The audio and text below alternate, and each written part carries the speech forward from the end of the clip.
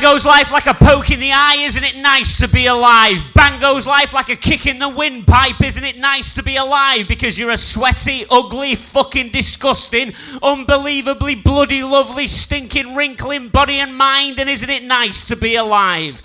Bang goes life like a fork of lightning, thunder fucking the ground. Bang goes life, and wasn't it frightening? We didn't even have a chance to write it all down, how it all started and who farted, and nobody wants to be leaving the party with a goodie bag full of nasty surprises, but isn't it nice to be alive?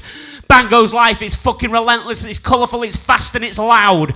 Bang goes life, and it is not endless, and unfortunately there's only one way out, but it's Hollywood blood, you know, it's just ketchup. Yeah, we've seen it in the movies, so it doesn't upset us, so don't worry mummy, I'm desensitised and I barely realise I'm alive. Moody and bad-tempered like a film noir detective, I slick back my devil's horns, I walk amongst you undetected, Beelzebub, the people eater with a grinning mouth full of fangs, but don't think that I could just rewind time back to the moment that life went bang goes life like a punch in the mind.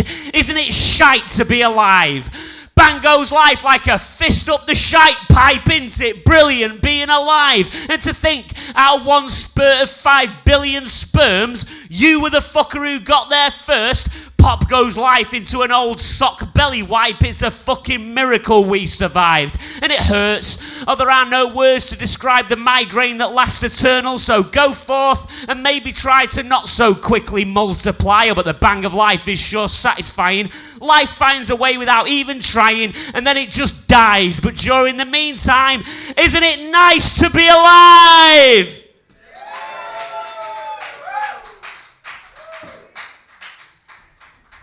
That was a poem about being alive. And this next one is a poem about how I'd like to be disposed of once I'm dead. It's called The New Voodoo Funeral Blues.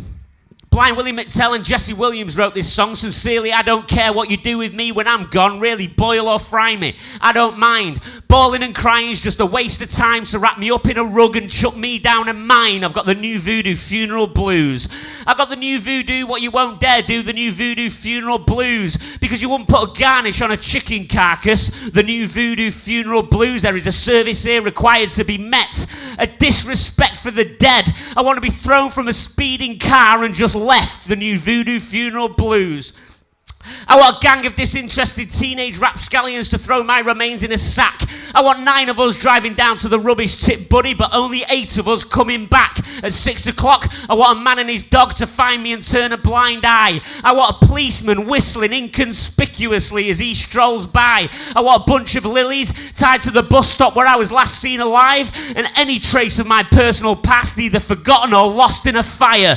And when they roll me out on the slab, I want them to stifle a laugh. I want my DNA to turn up in a Finder's lasagna, bechamel sauce and pasta sheets, my toenails stuck in your fucking teeth. May I be excused from the table, please? I got the new voodoo funeral blues. I don't want my picture on no stamp. Slap my photo on a cigarette packet, burn me up good like an oily rag, and then flick my ash into a special brew can. I want a chest freezer as my coffin and cling film as my burial clothes. I want you to taxidermy in a wanking pose. I don't want to be sedated, not sure whether I'm alive or dead, just hide me under Shannon Matthews' bed. I've got the new voodoo funeral blues. Cheers.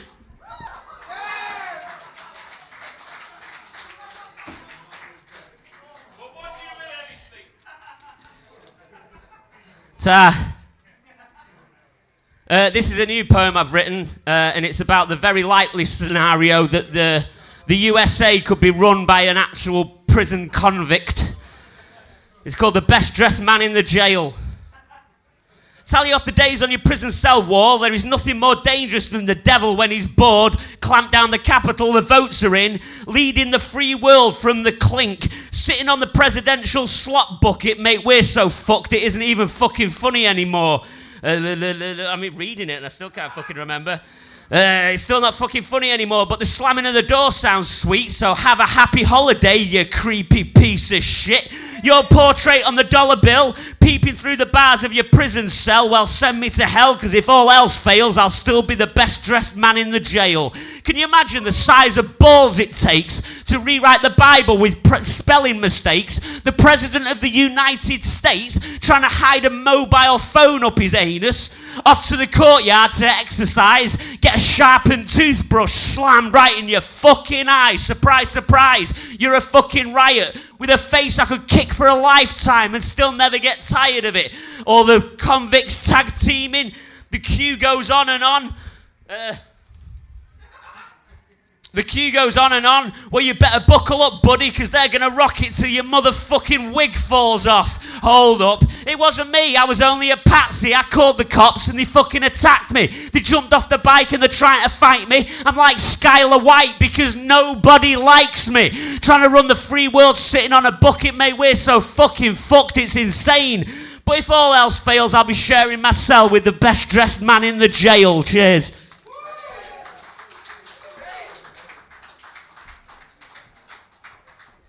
I'm going to slow it down a little now. A lot of people do trigger warnings before they do their poems. I don't bother with trigger warnings because I'll be here all fucking day. But I am going to do a trigger warning for this because this isn't my poetry. This is a book of erotic poetry published in the 1970s. You can tell it's from the 70s from the massive growler on the back cover.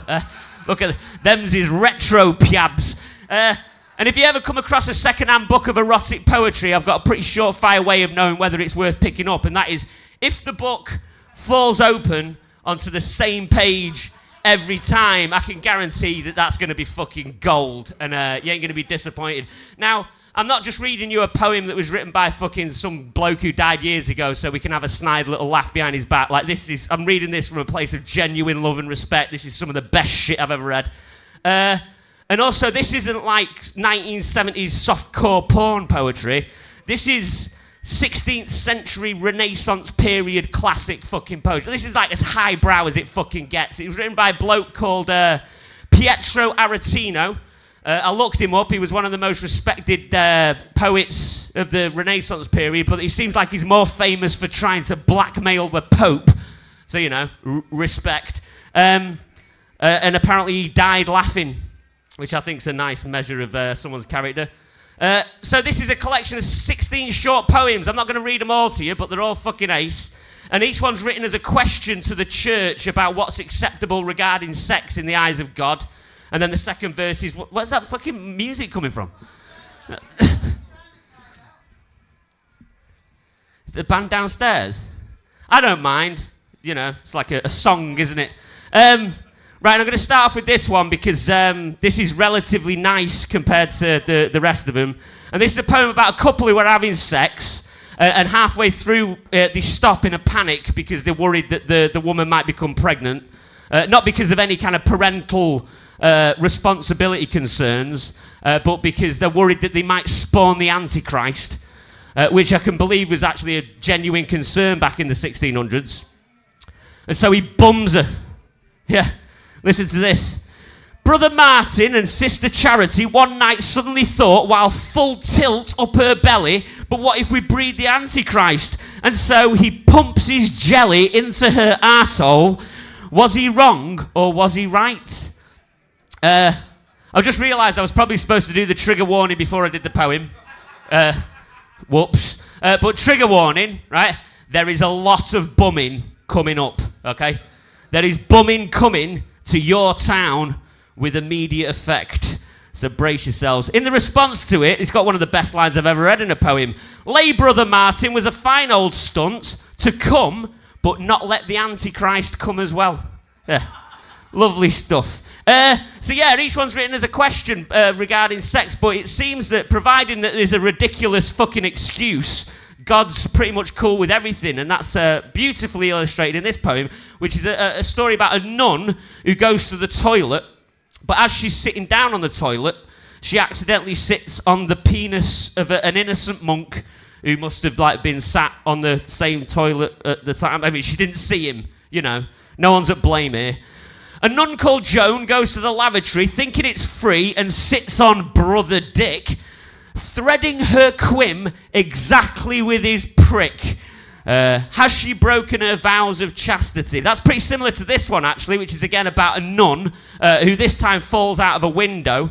But don't worry, because her fall is broken, by the penis of an innocent monk who must have just been like walking down the road. I mean, what are the chances, you know? Down from the balcony, Sister Margarita's flanks fell plump onto Brother Charles's straining tass, which saved her life, but quite broke up her arse. So should she sue him or say thanks?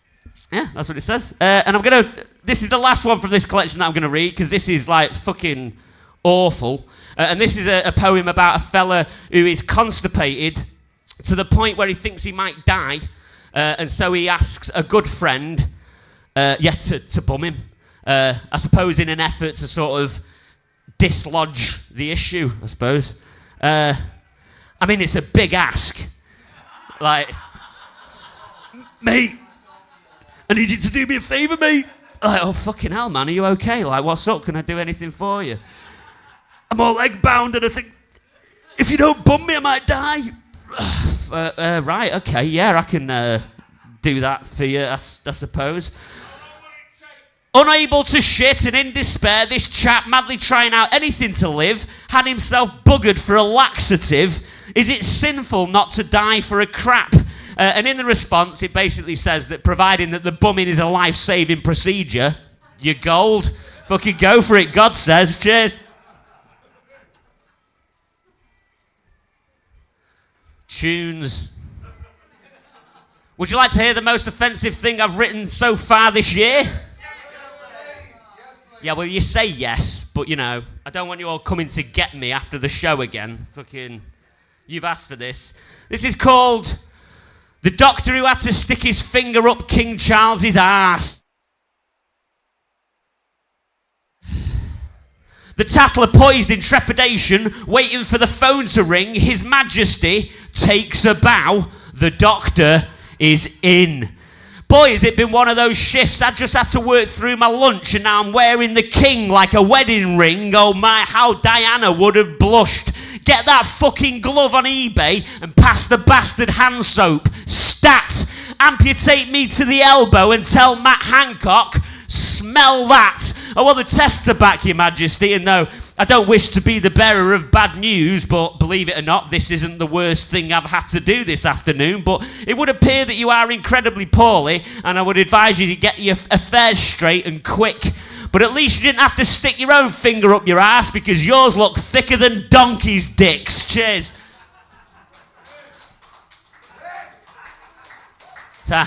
I'm expecting the baton of Poet Laureate to be handed over by Simon Armitage any day now.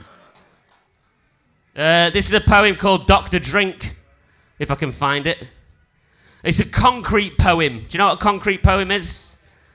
Concrete poem is a poem that's written in the shape of whatever the poem's about. So you had Lewis Carroll's Mouse's Tale that was written in the shape of a mouse's tail. And this is a poem about alcoholism. And it starts off fine. And then it gets pretty funny, and then it gets really fucking depressing. Just like the shape of alcoholism.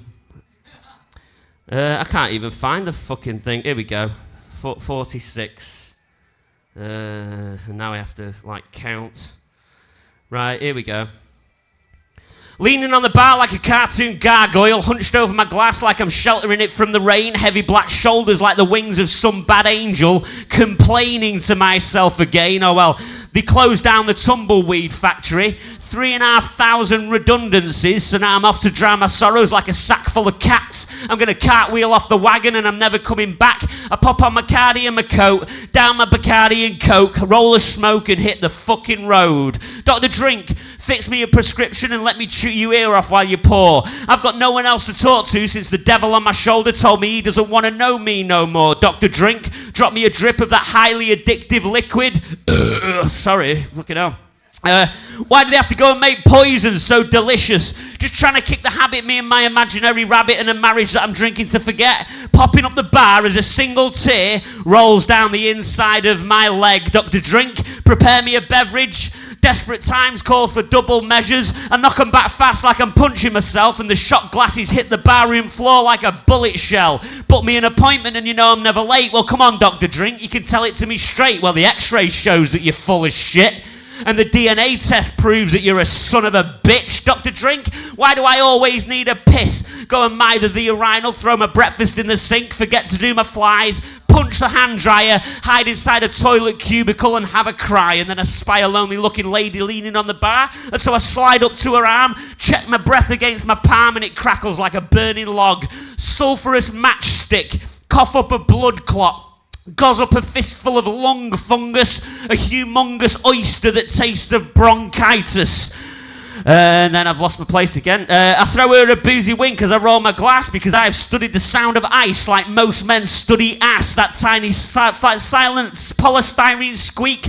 A little avalanche of ice slides into my drink as I try and light a cigarette with a knot tied in it. And then Dr. Drink turns on the charm like a switch, and I crack my wit like a whip with a faint whiff of sick. Oh, well, hello, baby. How do you do? You know, even my shadow can't do what I do. I drop my trousers and show her my new tattoo. It says, "Don't follow me, baby, I'm lost too." And she looks at me like blood on a toothbrush. I'm just a mumbling words and jumbling slurs, dribbling and gibbering and hiccuping and talking in burp. I've got the trembling aches, the shuddering quakes, and a bad case of vibration white face. My skeleton's got a xylophone rib cage, wibbling and quivering. I'm jelly on a plate. Shaking Stevens ain't got nothing on me, baby. I'm just a punch-drunk, dumb-struck, fucked-up, love-struck, drugged up motherfucking numbskull, wearing my guts down my front like a bad tie and trying to play a stomach pump like a bagpipe. Meanwhile, in the urinal, I've been having me a whale of a time trying to write my name on the wall in "You're in for a treat if you stood next to me." The splashback sprays your face like a warm sea breeze. I clink your glass as I dance past you in my pants like a pederast teaching a year 3 gym class. Venus flytrap bit my bits. The illicit kiss from Zippy's lips. I tried to brush it off with a nervous cough, but for a moment it felt like the fucking thing had fallen off. And then suddenly I start to feel poorly. I got the jellyfish belly sting poisoning, and then I start shouting colours at the toilet, and now the water in the toilet is a-boiling. I write a letter of thanks to Armitage Shanks, wipe my hands down my pants, and now I'm off to get tanked. Dr. Drink, could you come quick and help? The people seem concerned about my health. They don't think I can look after myself. Is there a doctor in the house? Pass the bottle from the shelf. Tell them, please, come quick. I'm sick. Dr. Drink, can you mix me a preparation? Slip me a snifter of that self-medication. Keep pouring them and I'll say when, and tell my friends that I never want to see them again. Because I am Trouble. You do not want to know me. Trouble doesn't love me. It tracks me down and haunts me. It stalks me. It hides behind the corner. Then it jumps me. Trouble drives my name into the mud. Trouble stamps my reputation into dust. Trouble makes the people turn their faces in disgust. But Dr. Drink blames me, saves me. He says, just blame me. Tell everybody that I got you wasted. And Dr. Drink says, nothing will ever be okay again. So let's pour pop over your problems until they go away, and we can watch your silly troubles struggle underneath the bubbles. When Dr. Drink has got you, it feels like one of Daddy's cuddles. He pulls you in a little closer, lifts you up onto his shoulders and whispers, if you should ever try and leave me, I'll come and find you where you're sleeping. I'll stuff a football sock down your neck to hold the flow of blood, and I will open your fucking throat. And as I stand here holding this glass, I feel the grip of Dr. Drink's skeletal fist around my hand. He holds me close, won't let me let go. Still feels cozy even though it feels cold, because I need comfort, man. I need tons of it. I don't care which direction it comes from. I just need that social walking stick security blanket. Gonna wrap myself up in it. Well, this trend better go out of fashion quick, or else something really bad's about to happen, kids. When every day's the fucking same, it's better to forget. Dr. Drink keeps pouring them, but I just can't say when. Cheers. This is the only poem I've got that doesn't have any swearing in it. It's about fucking. The pinch, the squeal, the smack, the scream, the slap, the tickle, the laugh, the plea, the bump, the thump, the naked lunch, the over-emotional pump of the blood, the rough, the tumble, the grapple, the thrust, the rush, the muscle, the pull, the push, the grasp, the clasp, the panting gasp, the frantic ask for faster. The tension peaks, the flex, the squeeze, the clench, the tease, the sweet release, the stretch, the tremble, the shudder, the fit, the spasm of passion, the bite of the lip, the frenzied rush, the push, the gush, the quiver, the shiver, the flutter, the flush, the fall, the huddle, the wallow, the roll, the hold, the fold, the envelope. Cheers. Written in real time that was as well, folks. Oh yes. 2 breaths. This is a really old poem that I wrote about a tramp who I used to hang around with. And there's a verse in it that I don't remember at all, but we'll deal with that when we get to it. It's called Bloodshot Carrier Bag Neanderthal Man. I've got a woman and she treats me no good. She says that she loves me, but I don't think she does. She gets hot-headed and kicks me out of bed, and then I have to use the clouds as a sleeping bag. And so I drink my whiskey and I roam the roads, get a little frisky, maybe take off all my clothes, and if the cops come snooping in, they ask me where I'm going, then I'll turn on the loony and they leave me alone. Bloodshot carrier bag Neanderthal, part primeval Knievel, part wild animal, 1 bare foot, 1 sock and 1 sandal. Bloodshot carrier bag Neanderthal. Because I can make a party from a plank of wood. I can have myself a ball in a puddle full of blood. I don't need no money because I've got no bills, and I won't fight a war for anybody else. And I sometimes talk in a foreign tongue brought on by too much alcohol, but that doesn't mean I'm a drunk. I'm just a fun-loving motherfucker who does what he wants. Bloodshot carrier bag Neanderthal man. Whoopee cushion colostomy bag. 5 kids, 2 mothers and 4 heart attacks. Bloodshot carrier bag Neanderthal man. Bloodshot toss pot smiling on my mugshot, as happy as a fat kid stuck in a tuck shop. Carrier bag. I carry everything I have. I've got the whole world in my hands, Neanderthal. Unevolved. Hands like hams and a skull like a cannonball. I said goodbye to the world with a drop kick. The money in my pockets is made out of chocolate. You know the verse I told you that I can't remember? This is it. That should do it. Judge said, you're a Neanderthal. He gave me a slap on the wrist and a tag around the ankle. I walk around with my head hung with a sign. The end of the world is fucking nigh. Making good use of the things that I find. I'm like a foul-mouthed womble with a pooey behind. Bloodshot carrier bag Neanderthal man. Up on the table doing the dad dance, drinking cold beans straight out of the can. Lock up your gran. It's the Neanderthal man. Cheers.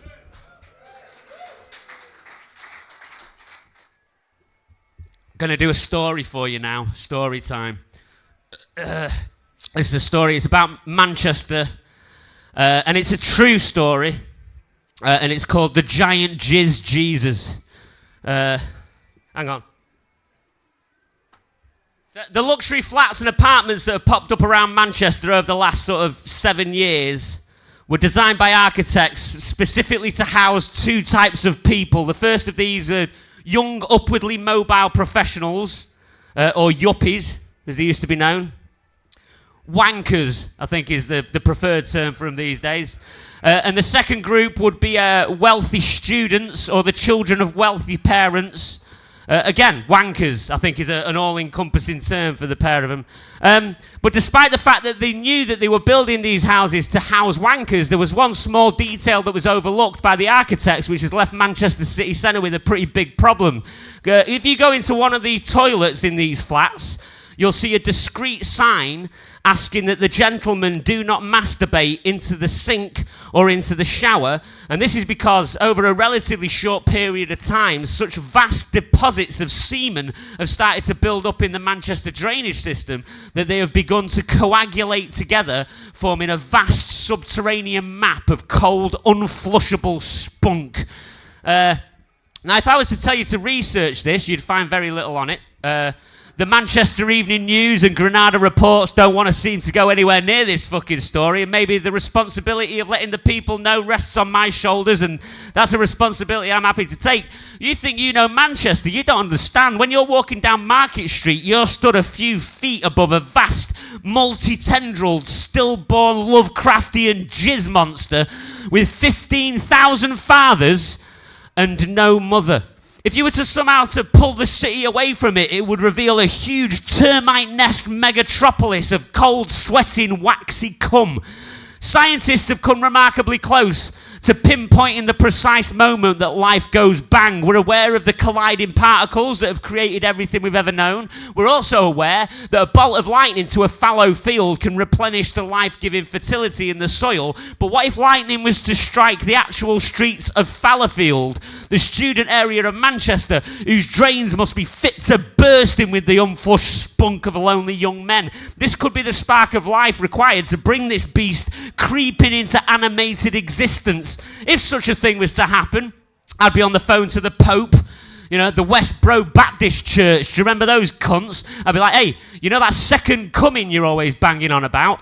Have a look down that fucking manhole, because that's what I call a virgin birth. In 9 months' time, you won't be worshipping the Mother Mary. You'll be worshipping the giant jizz baby of Manchester and the 15,000 lonely fathers in the flats above us who've never even had a girlfriend, yet they somehow managed to father that. And you'll know when the gestation period is complete, because one day you'll be walking down Market Street and you'll feel the ground starting to shift beneath your feet. And you see the luxury flats swaying like palm trees, and there'll be this overwhelming smell of cold mushroom soup. You're like, fucking hell, it smells like a 14-year-old sock drawer. And then it arrives, bursting up from the ground, a shimmering 5-mile-high oyster-coloured pubic Cthulhu. Great ropes of semen swinging from its jizzy maw as it stamps its way over to the Hilton Hotel and kicks it over like it's made out of fucking Lego. Roar! He calls to the gods to let them know he is born. Absolute chaos on the streets of Manchester now. Screaming people falling into the gaping, cheesy chasm it's left in its wake. And then suddenly we hear... And we look to the horizon, we see 15, 20 military helicopters carrying with them the biggest sock you've ever seen in your life. And we're like, we're saved. The military prepared by knitting the biggest belly wipe sock the world's ever seen. And they fly over the top of the giant jizz Jesus, drop the sock on top of giant jizz Jesus, just rips through it like a cheap condom. But now he's really pissed off and goes stamping around the city, kicking over all the luxury flats and skyscrapers. And the people of Manchester rejoice, because not only has it destroyed all those ugly fucking buildings that we never asked for in the first place, but he's also destroyed the home of his 15,000 lonely fathers, thus preventing a similar attack on the city from another gonad Godzilla like himself. The Manchester city centre now looks like the final scene in the film Ghostbusters, but instead of marshmallow, we're all waist deep in spoff. I love this town, shouts the bloke who played Winston in the film Ghostbusters, who just happened to be in the city on that particular day. I mean, what are the chances? Thank you, giant jizz Jesus, we cry to the big fucking spunky monster, the most masculine thing to have ever existed. For what could be more masculine than a 5-mile-high monster made entirely of spunk? Bye-bye, Manchester, shouts the giant jizz Jesus, trucking truckloads of cum from Macclesfield to Rochdale with a single swing of his mighty arm, and then he stamps off into the sunset to do whatever he damn well pleases with the life he's been blessed with. I did make a point at saying that this is a true story at the start, but I'll be the first to admit I've been a little bit more than liberal with the facts. But the fact still remains. The architects knew that they were building those flats to house wankers. They just didn't understand the scale of wanker they were dealing with, because in the end, it was man who was the real monster. Cheers.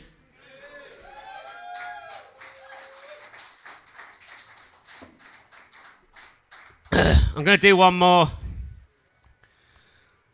Any of you knew Jackie Hagan? Yeah, that sucks.